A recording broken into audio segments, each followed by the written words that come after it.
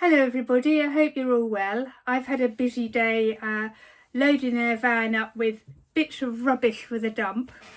It had to be done. I've done quite a lot of gardening this week as well, so there was a lot of bits of old wood and things like that had to go to the dump. It is episodes 5 and 6. Ooh, that one's upside down. 5 and 6 of the Prado House this week. But before we get on to that, I would like to just say a few personal things. It's Deaf Awareness Week and I am profoundly deaf. I have a hearing aid, and this here is part of my hearing aid. My hearing aid doesn't go into my ears, it goes into my skull, and it's held on by this hippie band. It's called a Baha, bone anchored hearing aid. I think that's what it's called. And quite a few people do get them actually anchored into their skull, but I opted to have mine on a headband rather than have yet another operation on my ears. What I'd like to say a little bit about being deaf, because it's Deaf Awareness Week. There's about 87,000 people in this country, I think that's right, who use British Sign Language. There are an awful lot of other people who, like me, I can use a little bit of sign. It's very, very basic. English is my first language. I went deaf later in life, and English is my language, and I can use English. What people have to do to communicate with me is look at me, don't shout, just speak clearly and slowly. I'm not an idiot. Don't speak like you would to an idiot, but just slow down slightly. And if I say pardon, please don't say it doesn't matter. Don't ever say that to a deaf person, because it makes us feel like we don't matter. We are interested in what you're going to say. Well, hopefully we are, and we want to be able to take part in the conversation and communicate. So just make sure you look at a deaf person, don't cover your mouth up, and be patient. And it means a lot to us because we quite often feel quite isolated and excluded, especially in social situations. So just making a little bit of an effort to include us and communicate with us really does make a huge difference to us. So I think I'll turn the camera around now and we can carry on looking at the Del Prado kit. Thank you for listening to that little bit of a, I don't know, partially political broadcast for deaf people. So we've got episode 6 here. It looks like it's a bookcase. This is part 1 of the bookcase. So that's the little label. I don't know what this is. It looks like a transfer with 1 and 2 written on it. I have no idea. A mystery thing. The wooden pieces for the bookcase. Again, it says, I can see, I don't know if I can pull one out there. It's going to be a tab and slot affair. So I think because this will go on a side wall, I will paint it and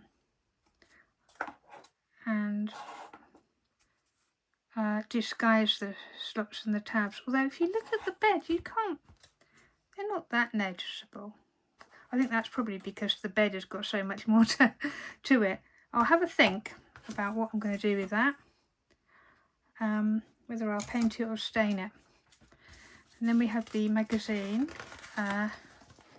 So we have, that must be the other half of the, try and stop the light shining on it so you can see it a bit. Sorry, it's a bit glary today. I don't know why. I'll try cardinal sin and turning it. No, it's not going to work. Make any difference whether the light's on it or not. I'll tilt it a bit. That might stop it. That's the other half of the French parlour that was in episode 5. So we're still clearly on different types of dolls houses and the histories of dolls houses. They've got a German second half of the 19th century little store there. Oh, a two-room setting. It's like a dining room and a bedroom. I'd say that was a bedroom. I don't know why it's gone all glary like this. It wasn't like this before. Oh, I'm wondering whether it's because it's dark outside. I don't know. I'm not... Oh, a milliner's shop. Well, that's rather fancy. One of the things I like to do is make miniature hats. So the hats aren't particularly interesting, I must say. They're all straw hats, but the actual surround of it is pretty amazing. The actual shop. And I have a friend who is in the process of making a milliner's hat, Elaine, so I may have to send her a photo of that, along with some other things I was going to send her. Oh yes, it's all shops. So there's a butcher's shop. Oh, maybe not. There's a tin bathroom. That's when you think you're getting the hang of it. A 1920s German tin bathroom. A very pale looking chap in the bath. Oh, and now the last page is talking about commercially made dolls' houses. During the 19th century, the concept of miniature houses changed as they began to be commercially produced in quantity. And the ornamental baby houses of adult collectors evolved into dolls' houses intended as children's playthings. There you go. So that is that bit. And then we've got the instructions. And again, they're still trying to get you to subscribe. Oh, audio second ring binder. Place your regular order. Ah, and then we have, these must be the bits for the ring binder that I don't possess. So that's that one. And then number 7 is the second part of the doll's house, the bookcase. And let's have a look, see if we're still on shops. Oh no, we're on commercial houses, aren't we? So there you go, 1914 English cottage.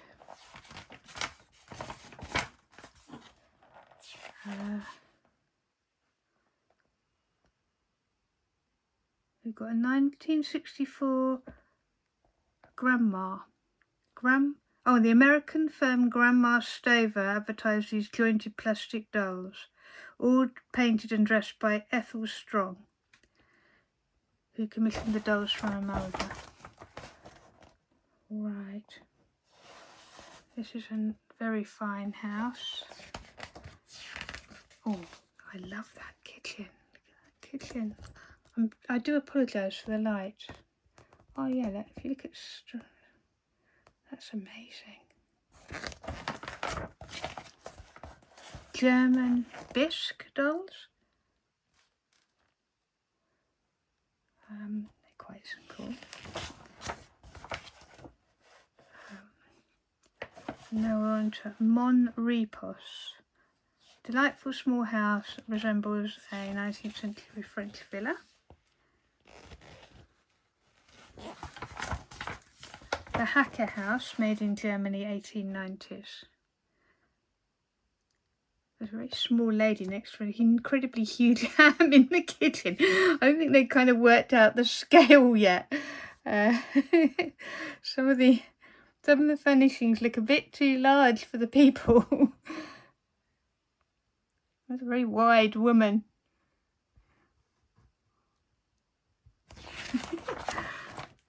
And German furnishings. I mean, German toy making was kind of the pinnacle of things, wasn't it?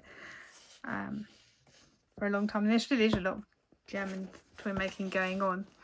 So it's very collectible. So they're obviously... That's the end of that one.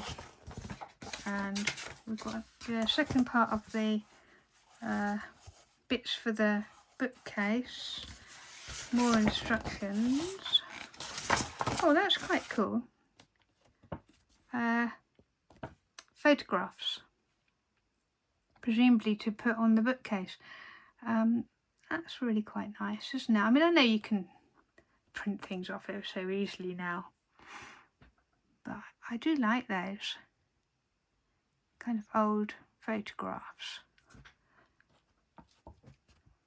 Trying to show them in a way that doesn't mean that the light gets them. You've got your pets as well. A piece of card. It's always useful for me. You can use them for painting on and gluing on, but I use them for covers for notebooks. So, it's looking a bit boring now, this cutting mat with nothing in it. I think this time I will actually film a bit more of the actual process as I go along. So I will go and get myself a cup of tea and come back and film just a little bit of each process, not the entire thing, because it will be like watching paint dry. If you watch someone sand every single piece and cut out every single piece and stain or paint every bit, but I'll show you a little bit of each process along the way. So I will be back shortly with my cup of tea. So I've got the instructions for this bookcase, part 1. Separate the pieces of wood using the craft knife and sand the edges with a fine number 400 sandpaper, which I very much doubt I possess. I just use the finest sandpaper that I can find in my box. It says, note that this issue you're only given the sides and the shelves. A later issue will contain the back, the top and the bottom pieces. So let's separate them. Sometimes they do just push out. Now you can see this one is pretty heavily stuck. Just there, I can see it's not going to come away unless it's given a bit of encouragement. And where else?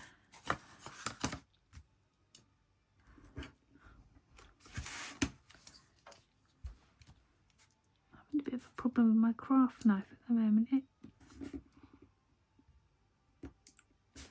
This one's it's coming apart. There's the top and the bottom tab.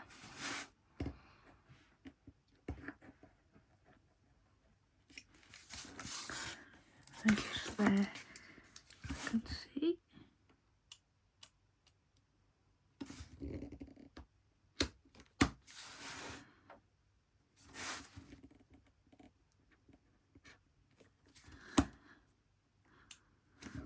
I think this is the toughest one I've had so far, as far as pressing it out goes. The trouble is, because it's kind of ply, if you force it, the top layer of the ply just peels away because it's so old as well. But you have to be pretty gentle with it in some respects to get it to come out all in one go. That's it. So that's one piece out. How many more to go? 1, 2, 3, 4 more to go. So I'll turn the camera off and come back when they're all out. So they've all come out. Actually the first one was the hardest. Then once the first one was out, the rest followed. It was a bit like the first slice of a cheesecake, really. You end up with a trifle and then the other slices are fine. So now it's sanding. I've got this sandpaper. I think I got it from Temu, but I can't remember. But it's nice and fine. It might have been Amazon. It was either Amazon or Temu.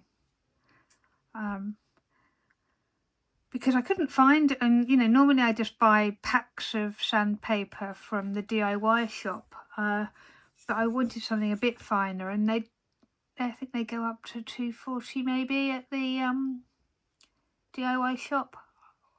I can't remember now, but this one's, it's not 400, it's 320, but it seems pretty fine to me. So then basically you're just sanding, and with the straight edges in one direction, excuse the horrible noise, and you're never going to get a great finish on these because the wood is so old and so splintery. It's not like a Becky, it's, you know, a plywood, so just do the best you can, really. Oh, I've got 2 bits there.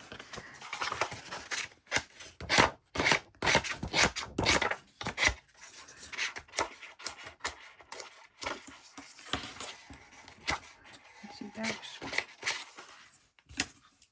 It's a craft knife job, I think, rather than a sandpaper job.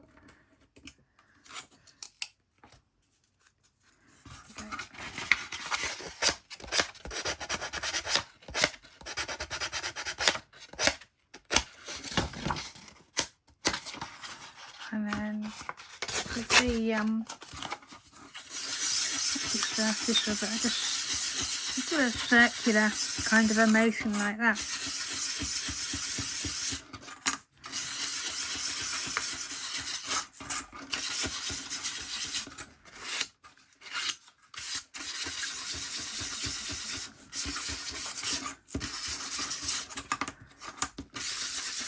Give it the best shot, really. Okay. So when that's done, I use a lint-free cloth, which I got in a pack of 3 from a place called Hobbies. But no doubt if you put lint-free cloth into whatever search engine you prefer, you'll get somewhere to get them. It just gets all the sanding dust off. You don't want to paint or dye with sanding dust on the piece. I think that's probably as good as it's going to get. How many more to do? 1, 2, 4 more to do, and then we'll be at the staining stage. So we're all sanded, and I've now got the wood dye out, and I'm using this wood dye. Let's try to find. It's such an old tin that I can't find the name. Coleron wood dye, and it is Jacobean dark oak, which is what I use for the bed. I'm using a smidgen of that, and then I'm also using a different Coleron, American walnut. So I've mixed 2 together. I've never done that before, and it's slightly high risk because I've only got some of the parts here, so it might end up with them being slightly different shades, but I've only put a tiny bit of the Jacobean dark oak in, so I'm hoping we'll be alright, and I can kind of replicate it more or less on the next bits. It looks pretty dark at the moment, but it tends to dry a lot lighter, so it should all be fine. What I use when I'm doing this kind of work is it's freezer paper, because nothing sticks to it. I use freezer paper when I'm making my miniature cushions to print the fabric off on in the printer, and I save the bits I've pulled off from the fabric and use it to paint and dye on, because you can lie wet things on it and they don't stick and ruin the job. It does take dye well, this wood, I must say. Than most wood does, I suppose. So it's still pretty dark. It's a bit darker than I would have wanted, really, but it's kind of a Spanish colonial thing to have dark wood in your house. It's odd because Frida Kahlo, she was really into kind of indigenous Mexican art and artifacts, and had a lot of those kind of things in her house, but her furniture was actually pretty Spanish colonial, I think. You know, a lot of dark wood and kind of European looking 4-poster beds and things. So Her mother was what they call, I think it's a mixer. Doesn't sound very woke. She was half Spanish and half indigenous Indian Mexican. I'm probably not using the right terms at all. I'm sorry, I do apologise if I inadvertently offend anyone by this. Please let me know in the comments if there's better terminology for this thing. It's really, what is it? You always nearly get to the end and then have to mix more. Let's see if I can finish this bit off and then... No, I'm not going to be able to finish this bit off. So start again. I put a hole in the top of these because I find opening them really, really difficult.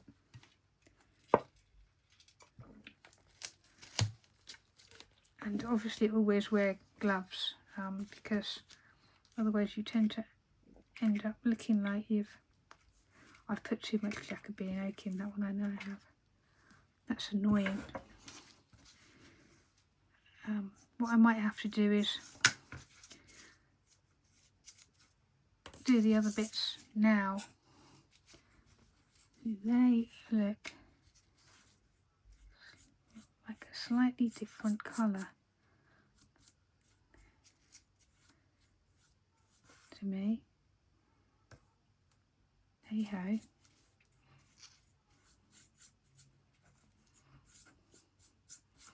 I didn't think it would be that noticeable. I think it was going to be like mixing paint colour for some reason, but maybe it is. I've never done it before. Right, so they're all done. I'll leave them to dry overnight and I shall get the other bits from the part.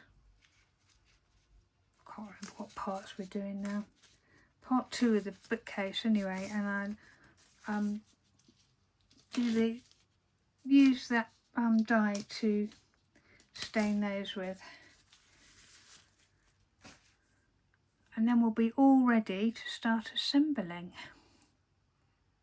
So it's the next day and I am sticking the shelves onto one side of the bookcase.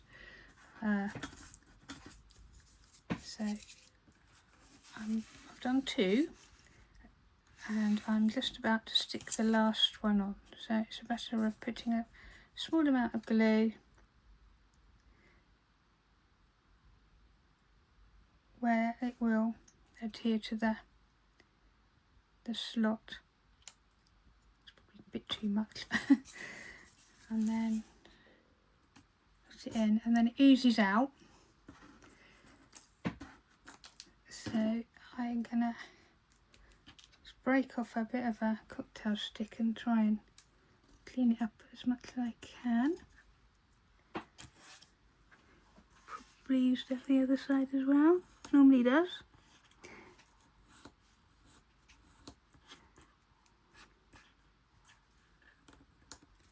And then I get 2 of the Lego block things, press them in and then press it down, and I found a sweet spot is about 20 seconds.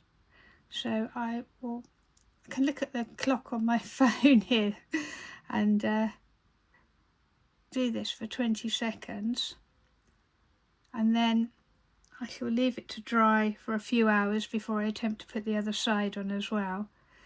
And then I've got to put the back and the other bits and pieces on. I think that's going to have to do because I'm fed up with it. That should be fine. These Lego are great for getting straight edges on things, and also this brass thing I use, which is great. It's heavy and it's a 90-degree angle. So I don't have a jig. I did see a lovely jig on Brick Miniatures. He uses a aluminium jig, and I looked them up and they don't make them anymore. you can't get them in this country. They're from Pennsylvania, but they've also got some sort of health warning attached to them. I have no idea why. But so far I'm done fine with my bits of Lego and various other things. So I shall just plod on using what I've got. It's amazing how resourceful you can be when you need to with bits and pieces you can find around the house. So I've put the top and the bottom on the bookcase, held them in place with masking tape and then weighted it down with my brass rectangle and also a weight on the bottom, because this wood is quite prone to warping. So hopefully that's managed to hold it while the glue sets, and now it's time to glue the rest of the pieces on. Right, oh excuse me while I adjust this awful tripod. It's laid down flat now. I'm just going to take this masking tape off.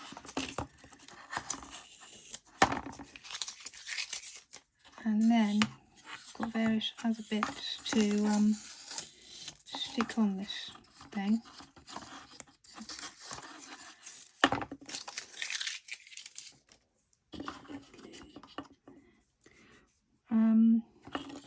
Let's see. So I think the first thing to do is the bottom bit here. Goes on there like that. It's fairly straightforward. It's just a matter of putting a bit of glue. Well, it obviously goes around there, but where does it actually lead up to? Is that the top of the... This one there.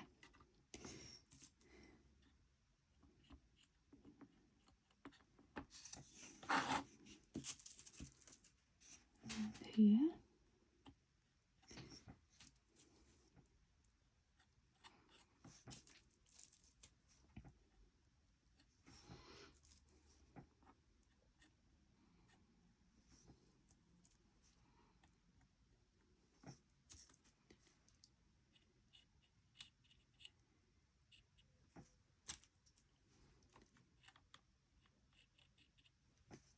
It actually goes over the top of that one, does it? Yeah, it does. So I can put some across the top of this.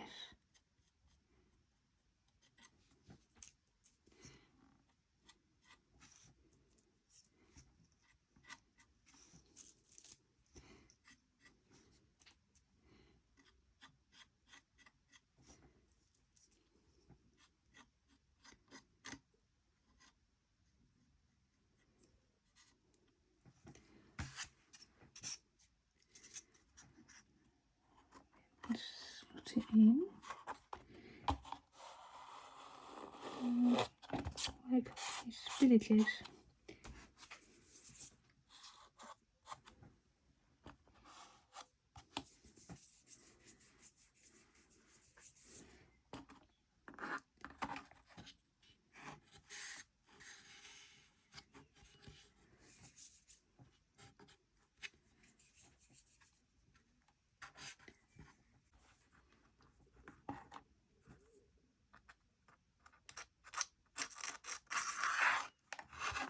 Right, so that's on, and I think I should get the weight, if I can find it, and just put the weight on that to hold it for a bit.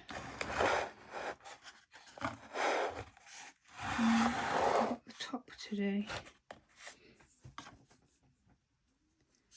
which is this bit here. And that goes around the corners. I think what I'll do, because I don't know how far down that goes, is just do that, put the glue on the edge of that.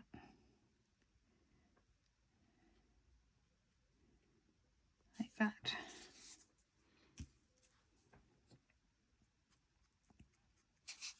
And then across this bit here.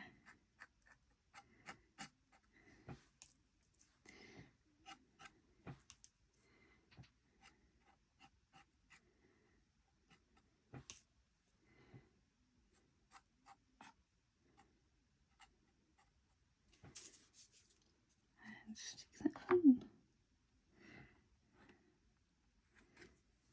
Again, using because of my overly generous gluing. And again, I can put a weight on. Ooh. Right, what I'm going to do is use my... Will this work? Yes. Okay, so I shall leave that to dry for half an hour and then come back to it. So the top and the bottom are now glued. I haven't glued these things on. I'm not sure about this, to be honest. I'm thinking I might paint them white and then put some transfers on them because they just look a bit plonked, to be, for want of a better word. I don't know. There is a kind of 70s vibe to it, but I'm not sure. I think they're going to have to be pimped up, for want of a better way of putting it, before I put them on. Now, I haven't put the back on yet. The back needs to be glued on because what I'm going to do is I'm going to put a matte satin, a satin varnish on, a clear satin varnish over the whole thing. So it's going to be very difficult to get that into these corners with the back on. So I'm going to do it. Put the varnish on these bits, put the varnish on this, and kind of try and leave a little bit of a margin where I'll glue around the back. A lot of the back won't be seen once everything's on there, but I just felt like, I've never done this before, and I felt like this was probably the way that I'd like to go with it. So that's the next job, is the varnishing, and I think I'm going to, as I say, I'm going to paint these white and go with that. The other thing I've been doing while I've been waiting for the glue to dry, just to show you, I've put little frames on all the pictures I printed out so far. I can never remember the names of these little fake art things. The frames are pretty rough. I made them rough on purpose because I thought that, well, that is the way, they're folk art pictures, and the frames were just rough bits of wood and things. So I just painted tiny bits of wood in different colours, and I have got quite a lot of these, as you can see, but not enough. I'm going to, as time goes on, there will be more appearing, because I want to go all the way up both hallways in these, and possibly a couple in the kitchen. So more of those will be appearing throughout the series. But now I'm getting back to the varnishing. Once the varnishing's dry, I'll stick the back on, and then we'll start putting things on this bookcase. So I'm going to fill some of the bookcase with books. I got this Mini Mundus book kit on Vinted for not very much money. And what I like about it is that the bits of wood that come to make the books have got a rounded bit for the spine, which I thought was a really nice touch. The paper is really lovely quality paper, and they're just really nice. I just really like these covers and things. Now it's meant to be a Mexican themed house, Frida Kahlo house. I'm getting away with this, I think, partly because Frida Kahlo was a great reader. So she had a lot of books, and there's pictures of her lying in bed with books piled up on a bedside cabinet next to her. So some of the books will go on there, some of the books will go in the bookcase, but the bookcase will also have other things in it as well. Anyway, it's just a case of what I've done is, rather than use these, I've scanned them onto some high quality photo matte paper that I use, and I'm then going to put a layer of matte Mod Podge on them, cut them out, wrap them around these, cut these to size and wrap them around, and paint these bits various colours, like a kind of an off-white or even a gold for a gilding colour for some of them, just to simulate pages a bit. I don't think you're going to see much of the pages once they're in the bookcase, but just in case you do, so that they don't look quite so much like wood. And then that will be another kind of accessory done. I shall come back to you when I've done them. I think there are, how many? 84 book covers here. So that should keep me busy for a while.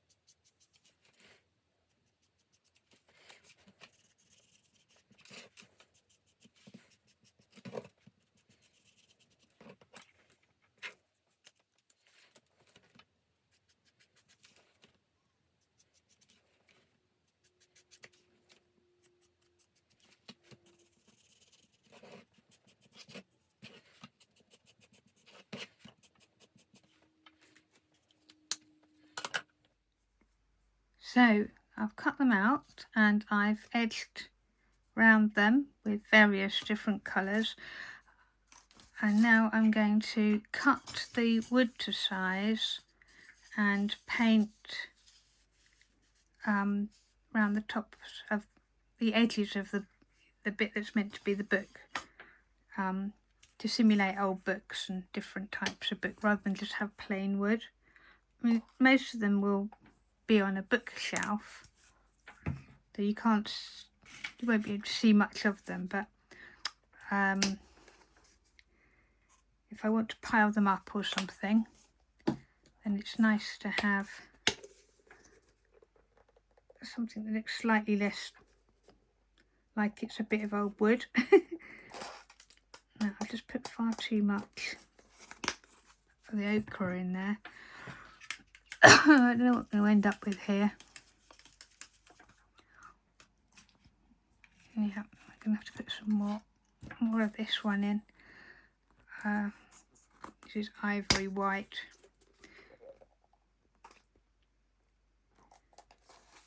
And oh, I should have said the gold is just the faux art metallic antique gold.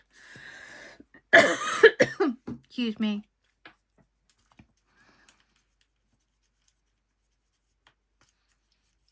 It's slightly better colour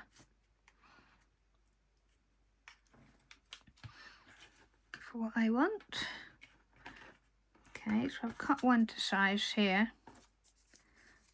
and I've actually coloured this one with a felt pen.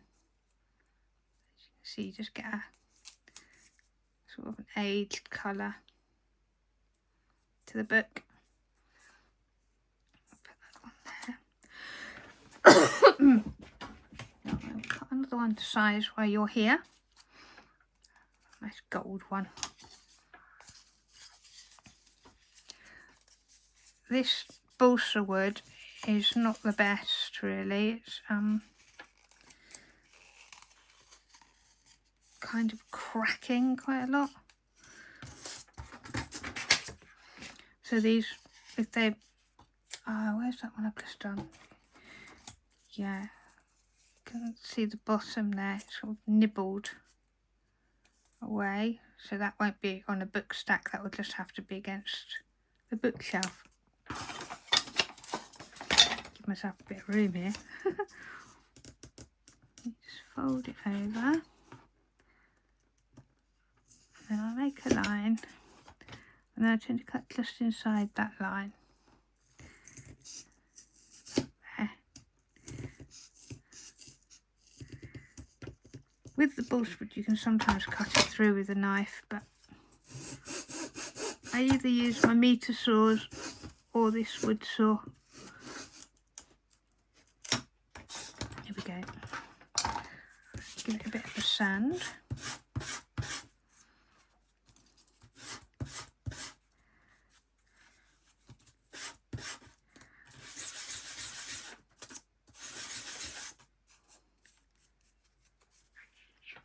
We'll go with the gold.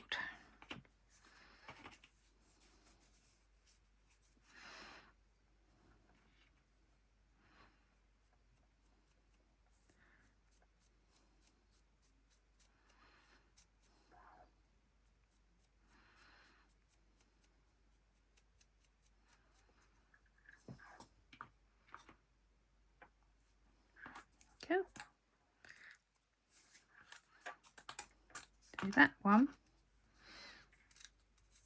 Beyond. I forgot to check the width.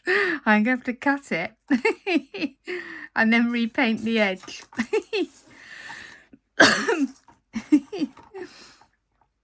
Rookie error.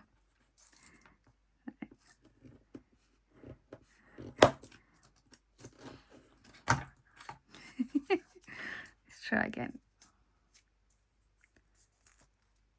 Oh, bit more.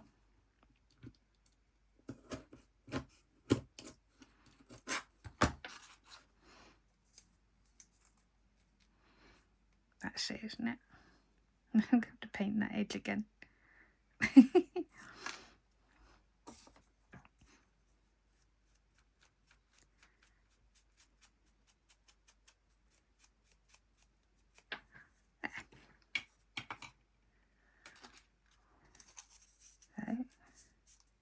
There are 42 on a page, so I've done 2, got 40 to go.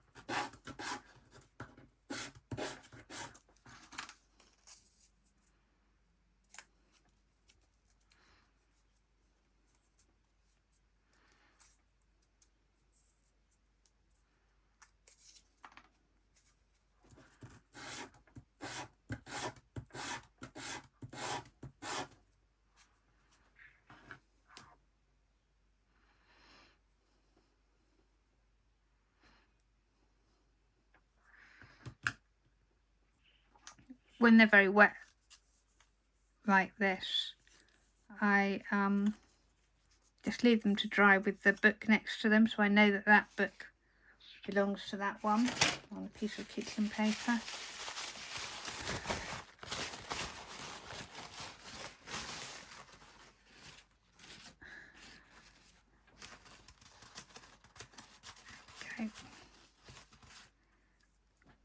Okay, and I've got many more to do, so I'll get on with this and come back to you when that's finished.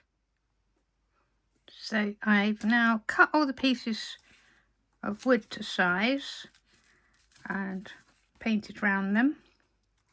I've realised I've been going up short a lot, so I'm going to work on this kitchen towel to try and stop myself wandering off. Got these two bits left over, so I can make some more books if I want to using these. So I said I quite like these because of the rounded bit for the spine. I mean, you could do that yourself with a piece of strip wood, but it's quite nice to have somebody else already have done it for you, really.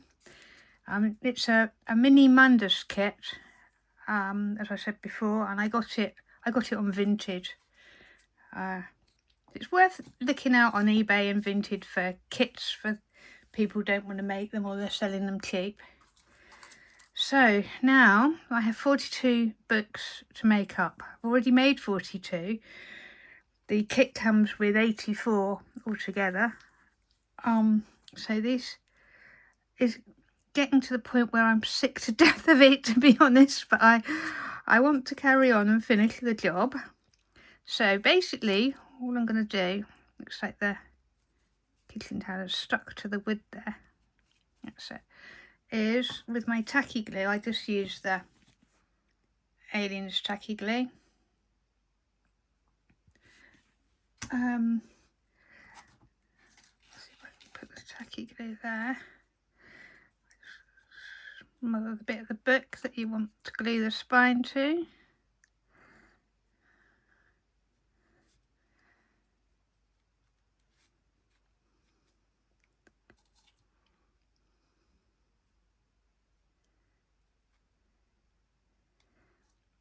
And then I tend to try and look and see which one, whatever I want the top of it to be.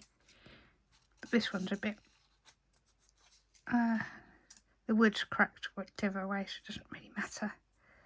But if there's a good and a bad top and bottom, then you want the bad bit to be on the bottom, really. And you just kind of stick them in. Squidge them about a bit to get them to fit. That's one done. One done. 41 to go.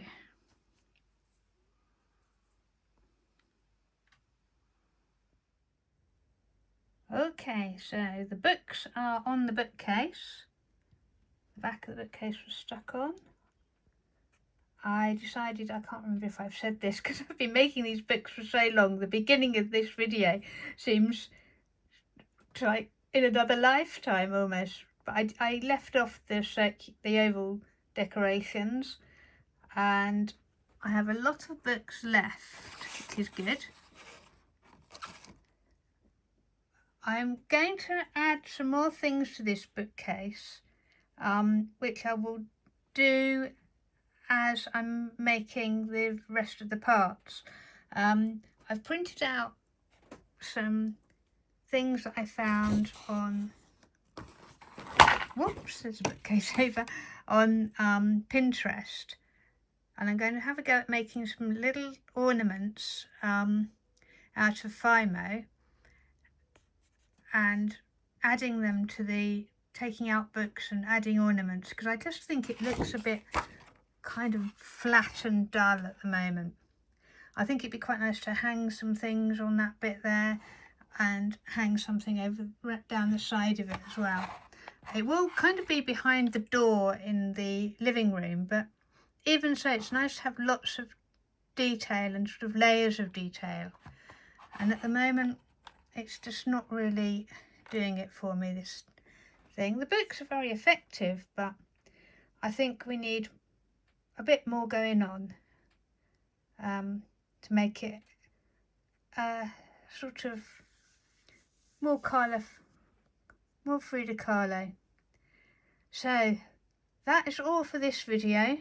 It's been a bit of a marathon, and I'll be back soon with the next part. Thanks for watching, and please do press subscribe. It's free and it means you get notifications for when the next part is available. Bye.